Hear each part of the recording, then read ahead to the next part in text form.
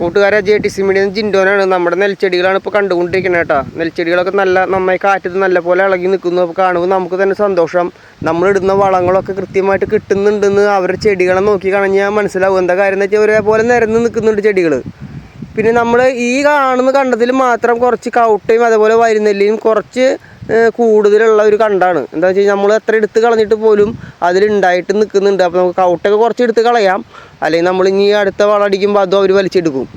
അപ്പോൾ ഒരേപോലെ നിരന്ന് നിൽക്കുന്ന വളരെ മനോഹരമായിട്ടൊരു നെൽപ്പാടാണ് ഇപ്പോൾ നിങ്ങൾ കണ്ടുകൊണ്ടിരിക്കുന്നത്. അപ്പോൾ നമ്മളിടുന്ന കാര്യങ്ങളൊക്കെ കൃത്യമാണെന്നുള്ളതിൻ്റെ ഒരു തെളിവാണത്. ചെറുതായിട്ട് നമ്മുടെ നെൽച്ചെടിയുടെ തുമ്പുകൾ ഇങ്ങനെ ഒരു മഞ്ഞ കളർ കയറിയിട്ട് വരുമ്പോൾ വളത്തിൻ്റെ ഒരു പ്രശ്നമായിരിക്കും. അപ്പോൾ നമുക്കത് നോക്കി ക്രമീകരിച്ച് അടുത്ത വളത്തിൽ അത് ക്രമീകരിക്കാം. അപ്പോൾ എല്ലാവരും നല്ല രീതിയിൽ കൃഷി ചെയ്യുന്നവരാണെന്നുണ്ടെങ്കിൽ ഒരേപോലെ വളടാനും മറ്റുള്ള കാര്യങ്ങൾ ശ്രദ്ധിക്കുക. അപ്പോൾ മികച്ച വിളവ് നമുക്ക് ലഭിക്കുന്നതാണ്. ഓക്കെ.